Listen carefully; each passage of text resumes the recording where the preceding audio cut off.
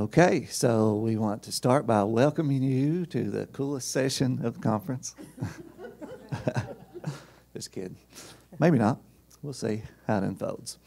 But anyways, I want to start by saying this, that hopefully this is going to be unlike any session that you've attended so far.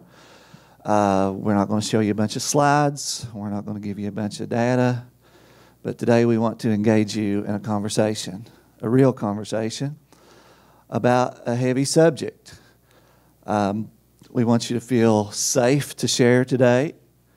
Our hopes is that you will share. It may get emotional at times, and that's okay. We want you to feel safe and comfortable to do that. Let me also start by saying this. We are not doctors. We are not psychologists. We are not crisis and trauma recovery specialists. We are people who care about other people, and sometimes we care about other people so much that we forget to take time to care for ourselves. And so today we're going to bring that topic to surface, and we want to engage you in a conversation about that. So welcome to It's Okay Not to Be Okay, dealing with compassion fatigue. So we'll start by just introducing ourselves so you'll know who we are. So my name's Phillip Ramey. I work for Signature Healthcare at Riverview Healthcare Center. Just real quick about me and how I got into this work. My first memory of a nursing home is when I was a small child, probably about 6 or 7 years old. And I remember my parents dragging me to this nursing home. And I remember as a child being terrified, scared to death. And I can close my eyes right now and I can hear the sounds. And I can smell the smells. And I can feel, it's so heavy, I can feel all the loneliness and all the helplessness and all the boredom that plagued that place. And I remember thinking as a child, I never, ever, ever again in my life want to go back to a place like that. So ironically, that's where I work now. Not that exact place. But anyways, so I've spent pretty much half my life in ministry in some capacity. A lot of that time has been spent in nursing home ministry. And all those years ago, when I first got into that, I kept searching for a place that I could make a difference and a place that I could do something meaningful. And I searched in a lot of different areas and a lot of different avenues, but always in the back of my mind, I kept going back to that cold, dark, lonely place that I experienced as a child. And so that passion is what drove me to get into this work. And shortly after coming to work for Signature Healthcare, I heard about a wonderful philosophy of care called the Eden Alternative. And I wanted to know more. And so the opportunity came about to become a certified Eden Associate. And when I sat through that experience, I won't call it a class or a training, it was an experience. It was a life-changing experience for me. It was exactly everything that was fueling my passion that I wanted to do and I wanted to pursue and I wanted to make a difference at. So I became a certified Eden Associate. After that, I also had the opportunity to become an Eden mentor and an Eden educator. Currently, the Eden mentor leader. I was honored and humbled at the last Eden conference in Little Rock. How many was at Little Rock? Anybody at Little Rock? So I was honored to receive the International Care Partner Award. That is one of the most treasured things I've ever received in my life. So that's a little bit about me. And what is so cool is I get to go every day and work in a place that embraces the Eden Alternative. And I have a really cool boss, too. And she's my co-presenter today. So I'll let her introduce herself. Well, thank you, Phillip. My name is Missy Allen, and I have worked in long-term care since January 16th, 1984. So I don't know if Phillip was born yet, or maybe he was being drugged to a nursing home. But I have worked, started out as a business office manager and worked my way up to become administrator and received my administrator's license in '94. With my previous employer at the home that I was employed, I started hearing about the Eden Alternative, and I was fascinated with it. But at that time, those folks at the corporate level were not, did not embrace it. But I realized early on how important it was that what we were doing was not working. You know, I've often said that we did what we did at the time because we didn't know any better. When I first started in long-term care, I walked in and there were folks tied with sheets around them and in their wheelchairs to the side rails. I don't know if anybody ever experienced that, but yeah. And you know, at the time I thought, well, they're safe. They're probably not going to fall, you know. But again, we did what we did because that's what we realized. So when I came to work for Signature in '03, I've been at Riverview Healthcare Center since June of '03. We embarked on our Eden journey in 2012. And we are in milestone 2, heading toward milestone 3. Hopefully in the next couple of months we will reach that milestone. And it has indeed been a journey. I have been wearing my little band here for several years now. I've had to replace it because they break after so long. But the joy is in the journey. Because I do believe that the joy can truly be in that journey as we journey with our elders. And, you know, I tell all my folks at Riverview, heaven forbid something happens to you, that you're in a car wreck. I mean, pick your thing. If you can't say, I got to go to Riverview and I can't do that. I cannot go to a nursing home. If you can't say that, yeah, I could go to Riverview and it wouldn't be too bad. I think I might like it. If you can't say that, what do we need to change so that you can say that? So that's kind of where we are in our journey. And as we have started in this topic, as Phillip and I are learning and finding out more about it, I wondered sometimes what was wrong with me. And I think I figured it out from our topic. And so what we want to do today, as Phillip said, is we want to share. We want you guys, we want your feedback. We've been doing learning circles in our home. I've started with my management team of just getting them to open up. And it has been very eye-opening indeed for us. We're having a learning congress in the next month or so, and this is going to be one of our topics with all of our line care partners as we really dive into this. So, with all that being said, for us to get started, there should be some note cards in the center of the table. I would like for each person to get a note card, and if you don't have a pen, let me know. I stole some. I borrowed. I will pack them back if I need to. I have taken some cards, but I want you to take a note card, and I just want you to write down about 3 things, if you can come up with 3 things, that 3 ways that you have been negatively affected by your work, by your caregiving. You know, some people, their caregiving is not only in their workplace, but it may be in the home. Right, really big too. Yeah, right big. So just 3 ways. If you can come up with 3 ways that you have been negatively affected. As you get these things written down, once you do something at your table, just take your note card and just kind of hold it up in front of you so everyone else at your table can see what you've written on your note card.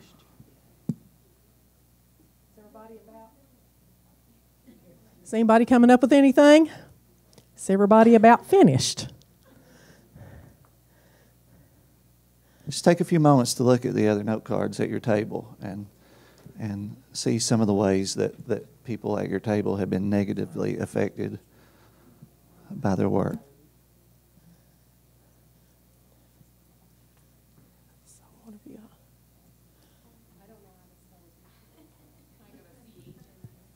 Is everybody about finished? My mom is an retired English teacher, and she always says, cakes get done, people get finished. So is everyone finished with this little exercise? So hopefully you've been able to probably write down some things. And I think it's a way for us to kind of validate that we can be negatively affected.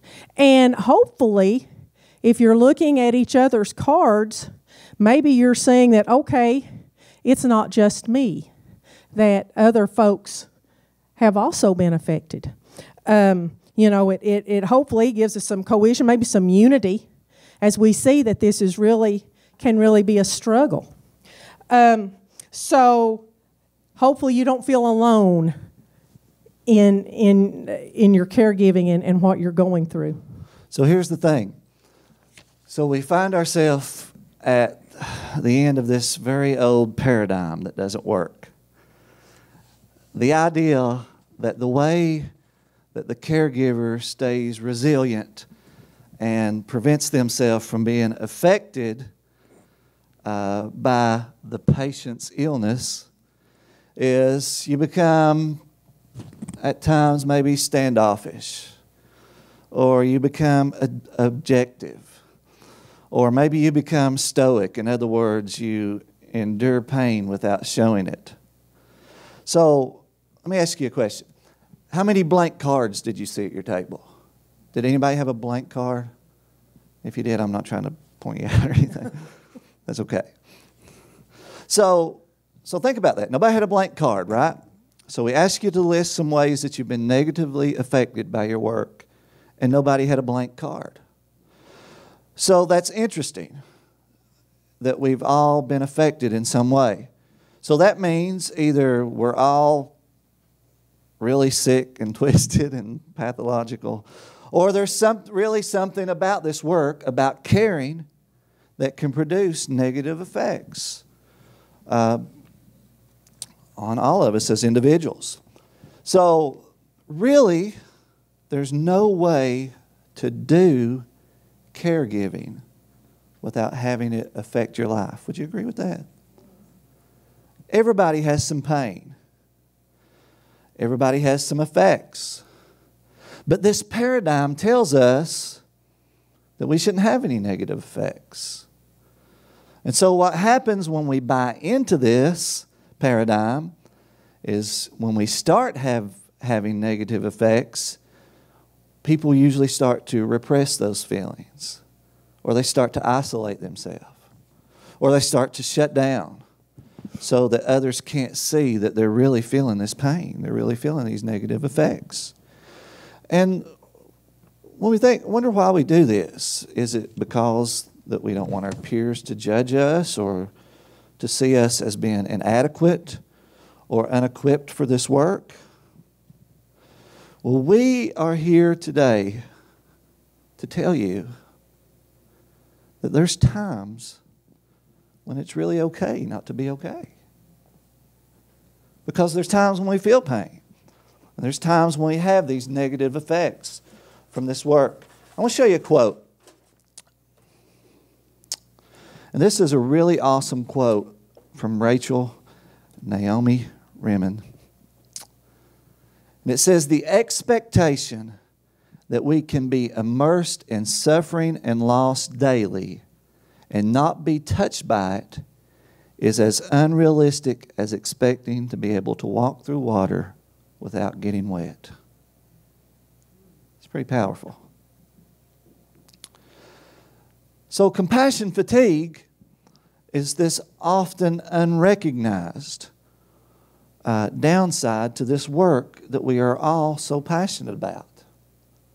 The reason that we're here today, the reason that you got into this work, much like the stories that we shared, I'm sure we could go around the room today, and if we had time, everybody could share a story of how they got into this work, and I guarantee you the majority of the stories would be that you were fueled by passion. You were driven by a desire to care for others.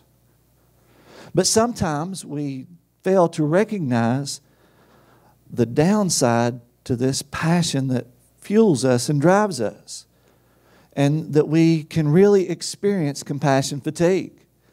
And so what happens is when we don't realize this and we don't deal with the symptoms of compassion fatigue, it can lead to a lot of emotional and psychological problems, a lot of the things that you probably captured on your note cards.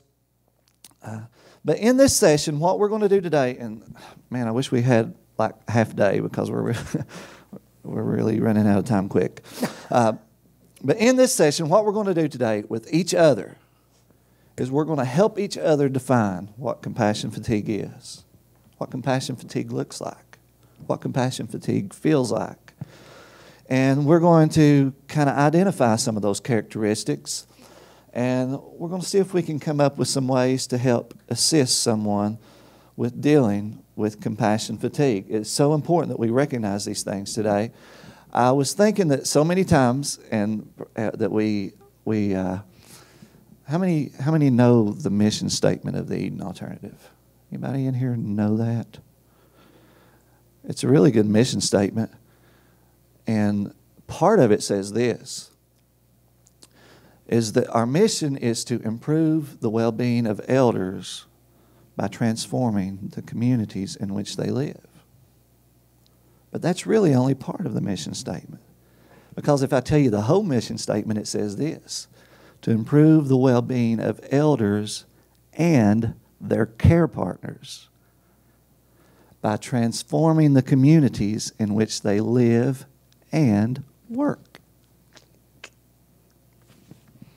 Okay, so and we've been looking at a lot of resources, and if you all haven't seen this book or read it, Return of Compassion to Healthcare by V. Telesnaik and Mary Telesnaik. They talk about in a nutshell, the basic needs and rights universally shared by humans. So I think you've got that up there. Yeah. So 1, the need and right to be.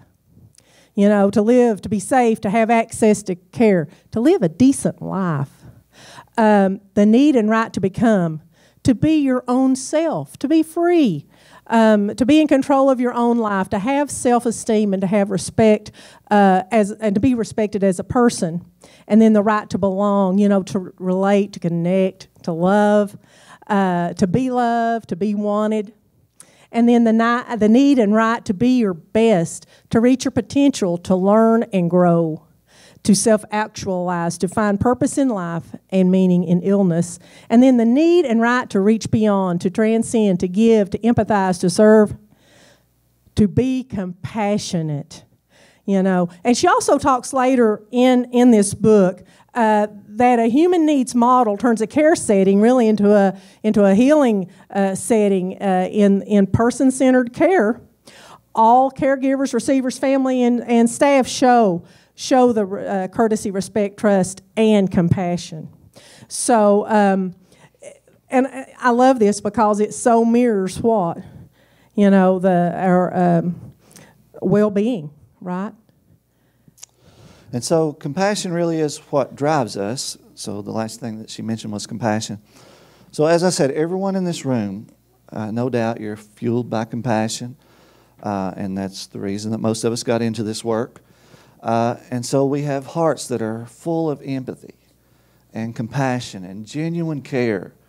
And the desire to help someone in any way you can. But sometimes, actually, a lot of times, this compassion or this passion that drives us to go above and beyond drives us to go above and beyond and beyond and beyond and beyond. And it can lead to not only us experiencing all these things that you captured on your note card that go home with you, but it can also lead to a gradual lessening of compassion over time. And so compassion fatigue is something that plagues care partners worldwide. Those who care for others must take time to care for themselves.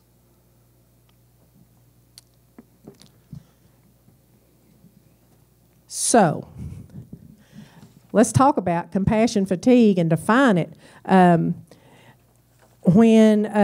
First off, it is real. And it should not be confused with stress or burnout or anything like that. And the dictionary defines compassion fatigue as indifference to charitable appeals on the behalf of those who are suffering, experienced as a result of the frequency or number of such appeal. So that's the definition. Now, when we think about stress, burnout, and compassion fatigue, who doesn't have stress in here? I want to meet you, right? Everybody's got stress. There are stressors, right? It don't matter if you're at work, you're at home, you're at church, you're at Walmart or Myers or whatever. There's stress in some form or fashion. Well, when we think about burnout can be, the stressor of all those stresses adding up and having too much stress. The experience of just the exhaustion and diminished interest. Well, compassion fatigue is a combination of physical, emotional, spiritual depletion associated with caring for others. So, why do we experience compassion fatigue? So there's a lot of factors that can contribute to this. Oftentimes, a person may develop something interesting that I read one time. This crisis and trauma recovery specialist, John Megahan, he referred to it as the Messiah complex. Many times in this work or any other work, and it's not just in healthcare, it can be in education. Teachers experience this. It can be a lot of different fields. But we develop what he referred to as the Messiah complex.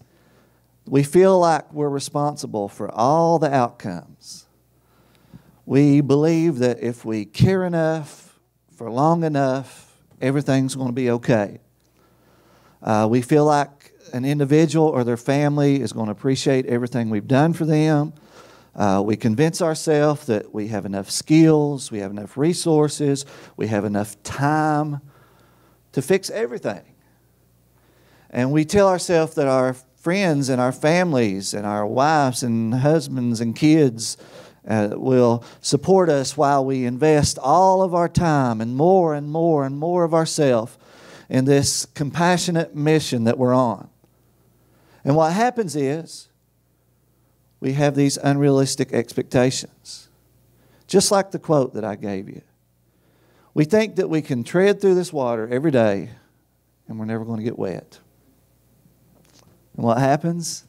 We keep wading out deeper and deeper and deeper. And then pretty soon we're overwhelmed and sometimes drowning in compassion fatigue before we're even stopped to realize what is happening to us as an individual. So let me ask you a question. So let's feel safe, let's feel comfortable, let's just be real, and let's just be honest. So who in this room today has ever experienced compassion fatigue? Okay. So why? Why do we experience compassion fatigue? Anybody care to share? Just raise your hand and I'll bring you the mic. We want to capture audio. Okay. So really it's like if I don't do it, who will? Okay. Anybody else? Sure. I'll just start with you and you can pass it to him. I guess it more or less makes me feel bad. Like it breaks me down if I don't do that, if I don't continue that. Because we work in an industry that's 24/7, 365 and never stops. Okay, so let me ask you another question and just be honest. And let's just be safe and comfortable to share. Is it possible for a person to care too much? Anybody care to comment on that?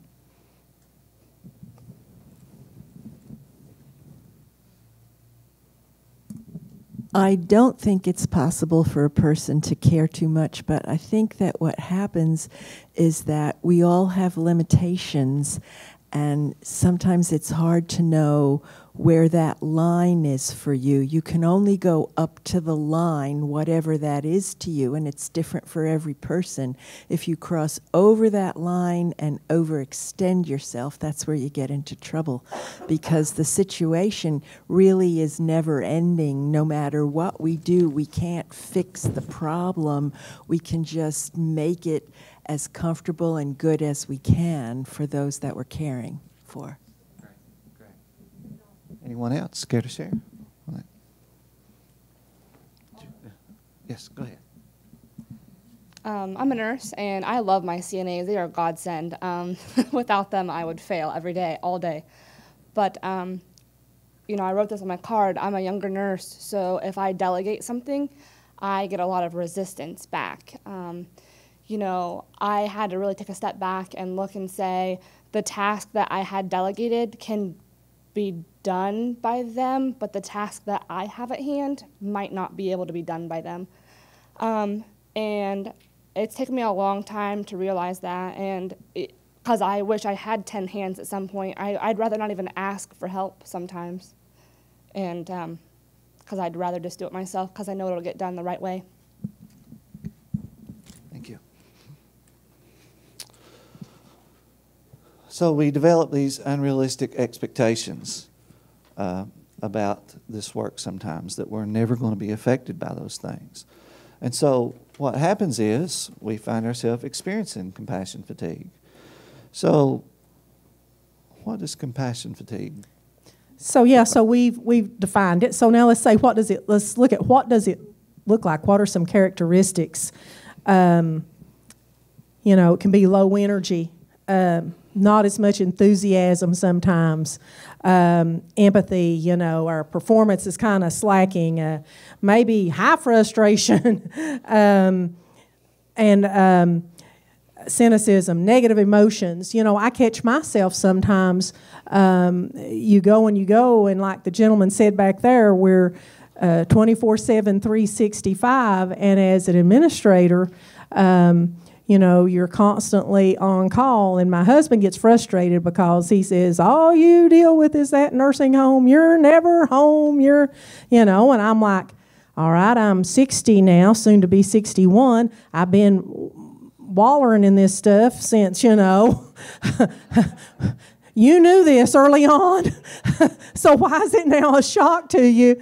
But you go and you go and you go, and you try to do. I always equate everything to when I was a kid. Barnum and Bailey Circus was on every year on NBC, I think, and they always had this dude on there with a bunch of sticks and plates, and the goal was to keep all the plates on the sticks, right? Did anybody ever see that at all?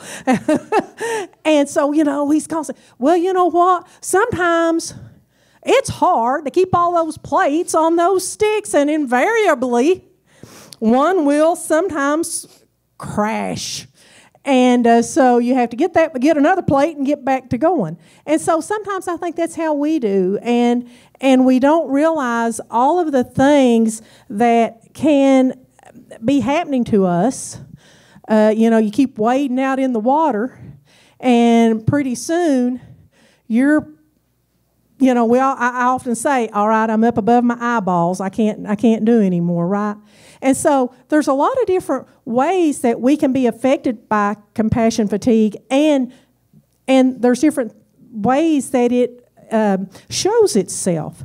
As we've been talking, can you all think of some ways that maybe it shows itself in your life or in your work or in your home? So think about this, and let's don't be vague. Let's be specific. What does compassion fatigue look like? Maybe if you're experiencing compassion fatigue, describe what that looks like in a person, or if you've seen somebody experiencing it. What does it look like? What does it sound like? Anybody have any? Let me give you an example to start off with. What's that? Frustration. Right. I can give you a really good example. My wife's an elementary school teacher. She sees firsthand some of the households that these children come from and some of the home environments that they experience.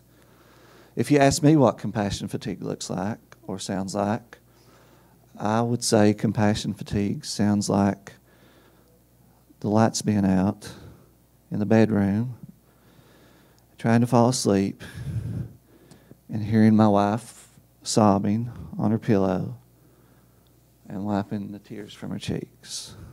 That's what compassion fatigue looks like to me. Anybody have any other specific examples that you care to share? I think sometimes we spend so much time caring about everybody that, you know, when something comes up with our employees or whatever, we seem to have a lack of empathy for it.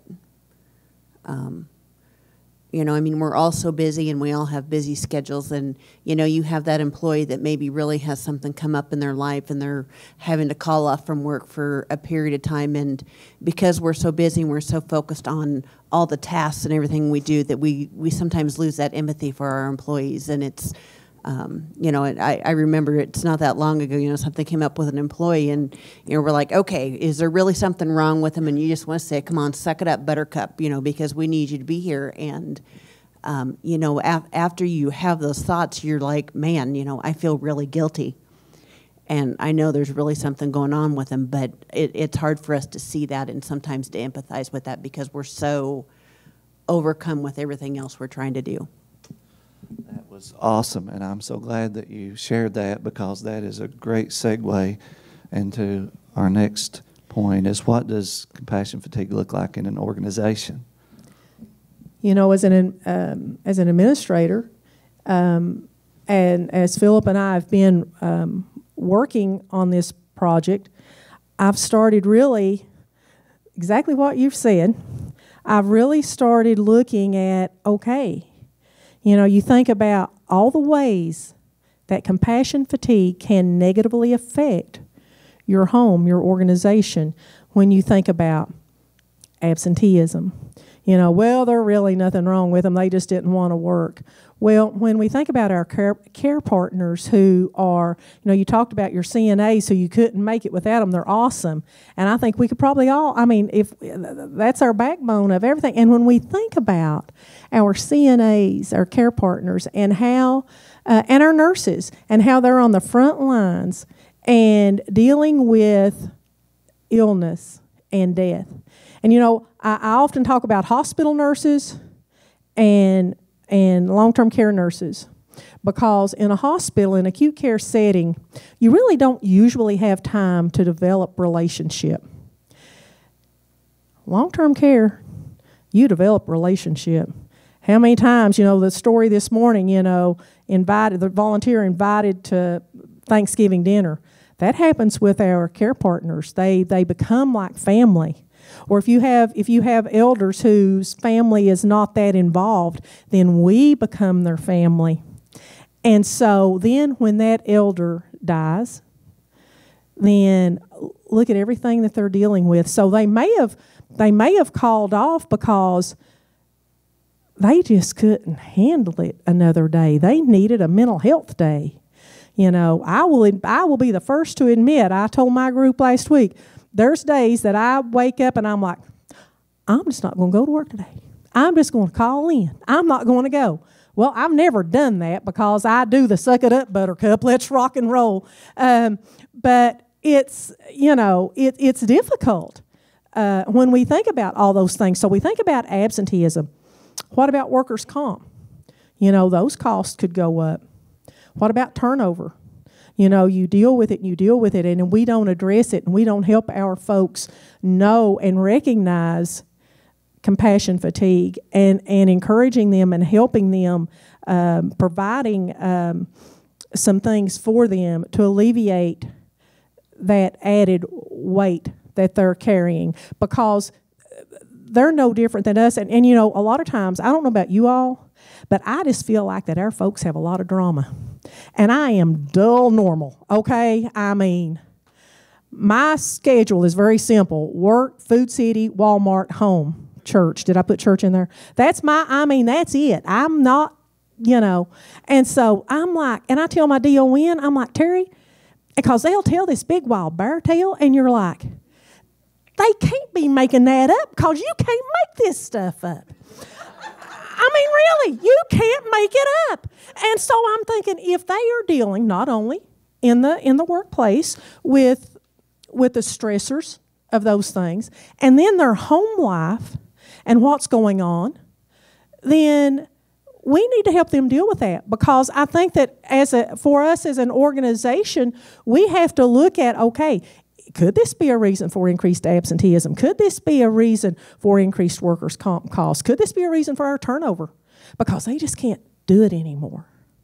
So there's a lot of ways that our organizations can be negatively affected. And so we think about that. How does compassion fatigue affect those around us? So when this real topic is unrecognized and untreated, so we just let it go. Compassion fatigue causes these problems in an organization. It brings about these real struggles in an individual. Sometimes maybe even cause them to leave their profession, or maybe it affects the organization in that they care so much that they're insensitive to it, and maybe they don't show the compassion that they should because they're experiencing compassion fatigue. It's kind of like a quote. I had a friend who knew that I was going to be presenting on this topic, so they shared with me a little thing that they'd printed off and brought it to me that they'd found on Pinterest, and this paramedic had posted or pinned, or whatever you do on Pinterest. and it said this. It said, "I'm a paramedic and sometimes wonder if it has killed my soul. For instance, a woman died in my arms today, and I washed off the blood and went out for pizza." It's real stuff.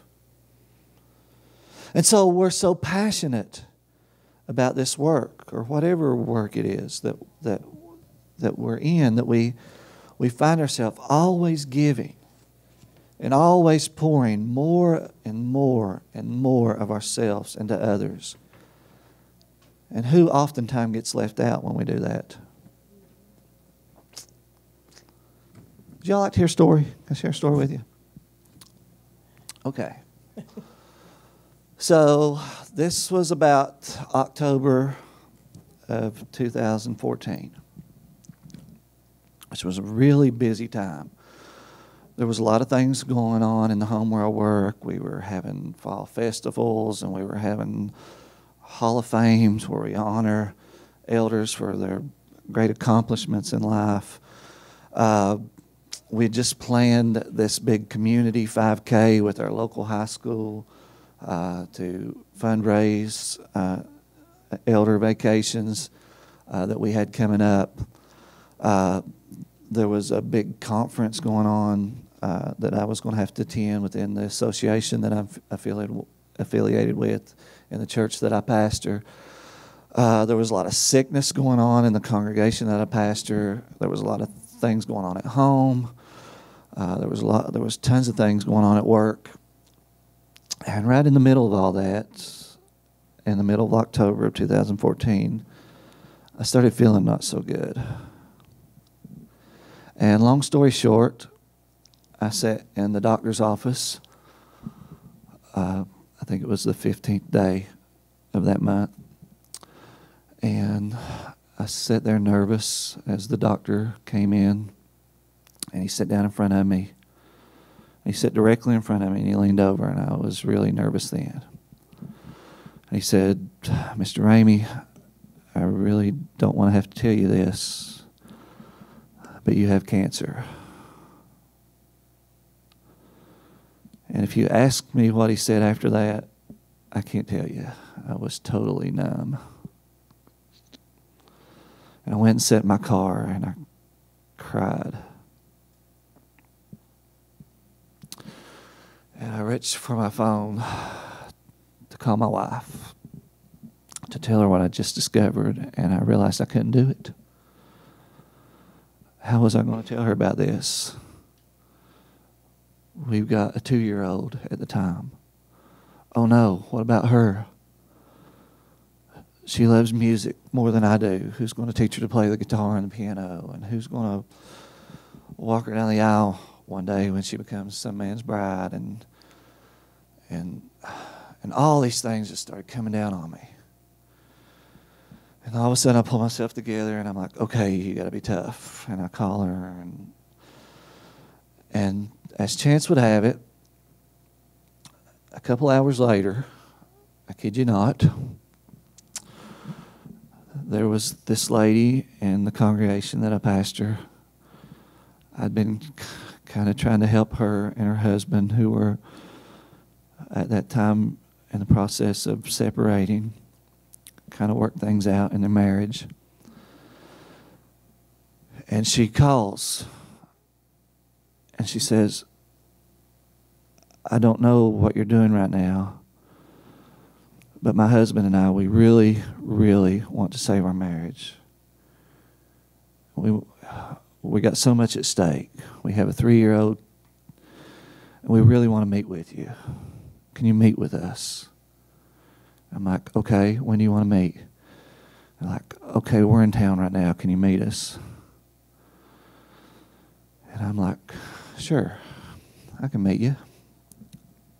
I've not even been home yet. And so here I am, sitting across the desk from this couple,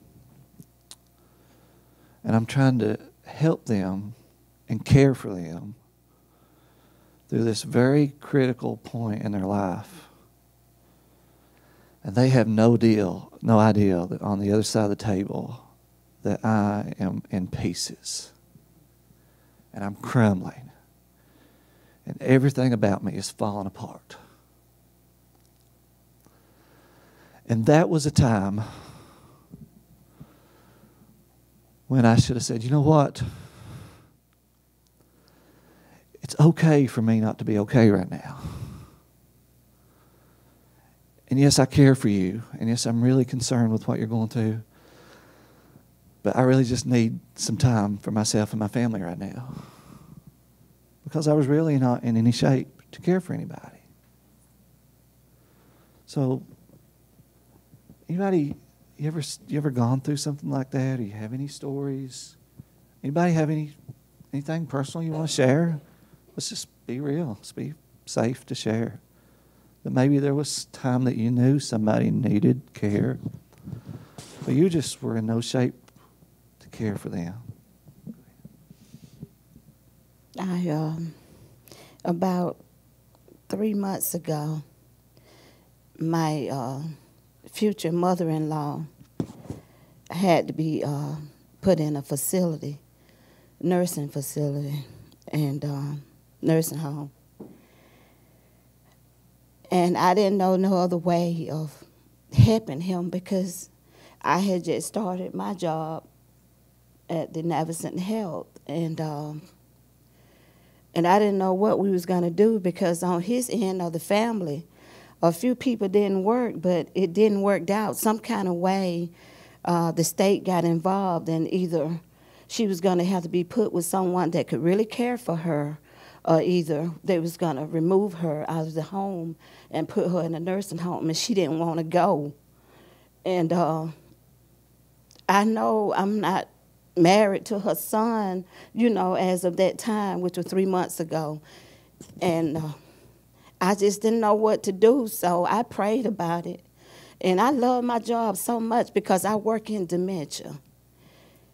And it's just that I love going to work and I love my job, but I do get stressed out. But I couldn't quit my job to go and just be home with her and, you know, just literally leave my house with my daughter in college and my son who suffers with bipolar paranoid schizophrenia. So I'm dealing with that every day, with him taking medication, you know. And let's go to the doctor with him to make sure that he's not hurting us or harming himself or anybody else.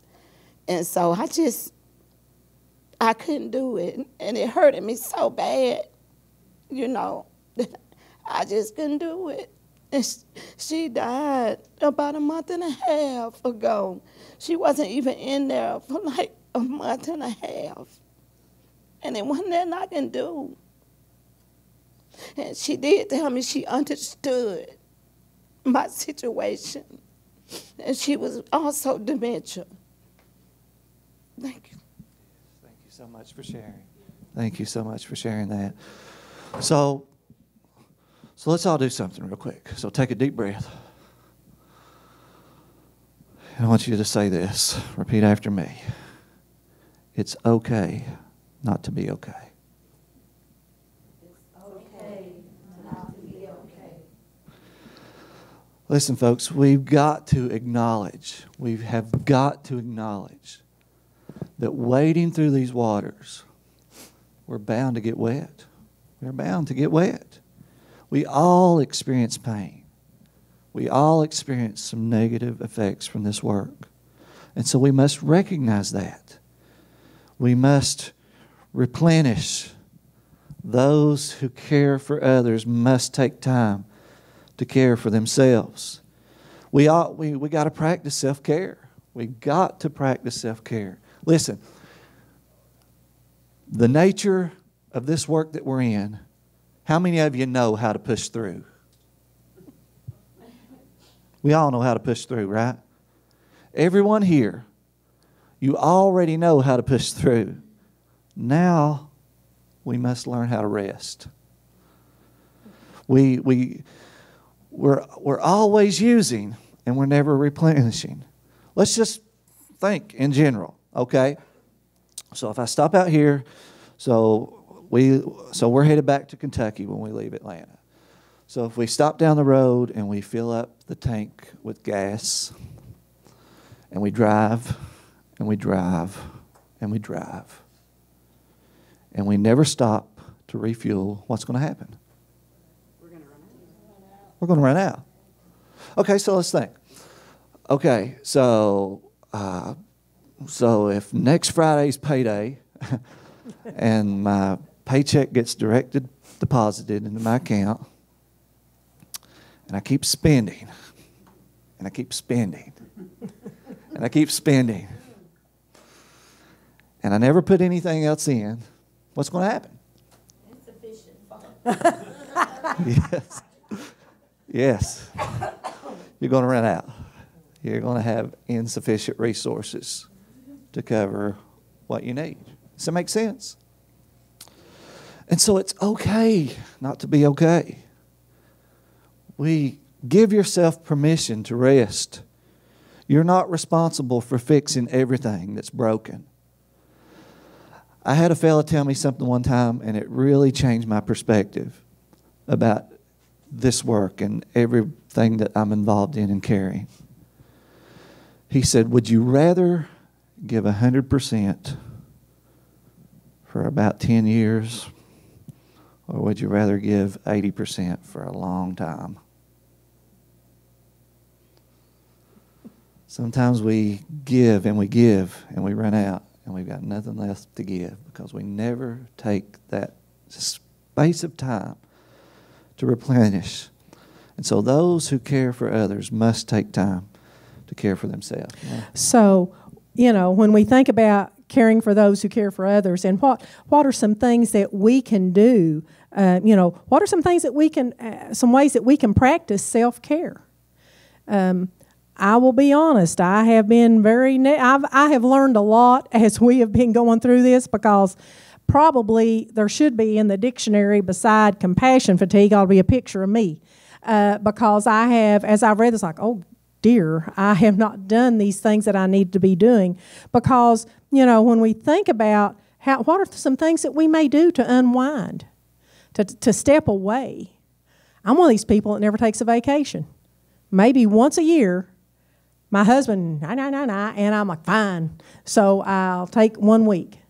Let's see if somebody, anybody want to just real quick, one more. What do you do to unwind? The movies. Reading. Playing with my children. Playing the piano. Reading. I don't unwind. My hot tub. Okay. That sounds good. Hot tub. So how many times, now let me ask you this. Do these things ever get neglected because of your work? Okay. Go ahead. And, nothing can wear you down like, caring about people. And so, it's important to reconnect to what's meaningful to you. Because you cannot give and give and give and give and give, and again, without replenishing, and some of the things that Phillip talked about, like with the gas tank and those type of things. And so, then we think about our stakeholders. How can we help others who are experiencing compassion fatigue? I will tell you that 2 years ago, we were at the Eden Alternative Conference in Little Rock, and my director of nursing calls me at, 11, 12, 1 o'clock, whatever time in the morning. And she said, Missy, I just wanted to let you know that our nurse Lisa had to be taken out of the nursing home in an ambulance. And she had collapsed and literally died in one of our neighborhoods, heart attack, at a very early age, Lisa Arnett. And our other care partners were doing CPR and trying to help her. Our elders, she had she was passing her meds, and she was right in the doorway of one of our elders and collapsed right there. So we had to do a lot, of counseling with helping our elders and our care partners, our stakeholders, and then with Lisa's family. And it so happened that I'd known her mother for many, many years, and we actually to honor her in one of our as we come into our home, one of our halls that is just it goes toward our neighborhood, that is now Lisa Lane. And we have a memory box with her stethoscope, her nursing scissors, a picture of Lisa, and some other memorabilia to honor her and to never forget her and her caring heart that she had for our elders. So that's one way that's one thing that we did. Another thing that we do is we had an elder that had been with us for many years, Perry Jones, and we talk about the Sweet 16 basketball tournament in Kentucky, because Kentucky is the basketball mecca of the world, right? Go Big Blue. So, and it starts in grade school and works its way up to high school and then on, and so high school, Sweet 16. And Perry Jones was one of those guys who had been to the state Sweet 16 basketball tournament for 54 years in a row. He had in Rupp Arena, he had a seat at courtside. And they took good care of him at the height. It was awesome. Perry became ill, and it got very difficult for him to go. And we would take him to at least one game every year. After he died a few years ago, we now do a memorial trip in his honor and take 3 or 4 or 5 elders, whoever wants to go, and enjoy a game at Rupp of the Sweet 16. So those are some things that we do to honor our folks. And so when we leave here, and we're almost out of time, so we're going to try to wrap this up really quick. And I wish we had like another half day. But anyways, so when you leave here, be aware of how important self-care is. And be aware of those around you, those that you work with, those that you partner with. And think of ways that we can help them deal with compassion fatigue. Here's a really cool concept. Anybody know Eden Principle 4? Anybody know what that says? Anybody know? Basically, Principle 4 of the Eden Alternative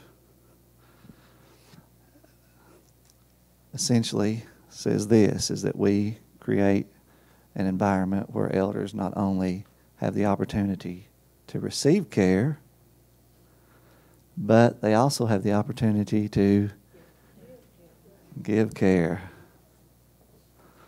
Wow, that's a pretty cool concept. What if sometimes we stop being so busy caring for them that we let them care for us? Wouldn't that be cool? So there's all kinds of ways, and everybody's different. And some like to play the piano, and some like to sit in the hot tub, and we all have these ways that we unwind and we take care of ourselves. But we also acknowledge that so many times we get so busy that we neglect these things. And so let me leave you with this.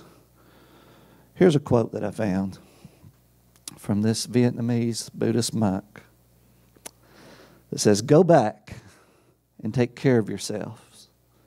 Your body needs you. Your feelings need you. Your perceptions need you. Your suffering needs you to acknowledge it.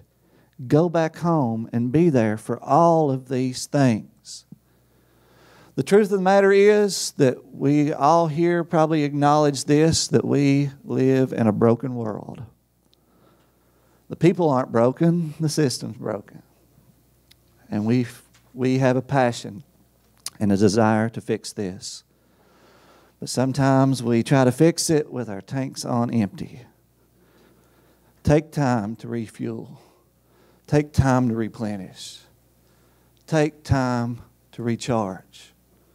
We're all here because we want to change the world. We can't change it on empty. We are the change in culture change. Take care of yourself. Go back and change your world. Thank you for attending our session. Thank you all. You wanted a business card, didn't you? What I passed around, just real quick, I was just going to tell, was a therapist's prescription for better mental health.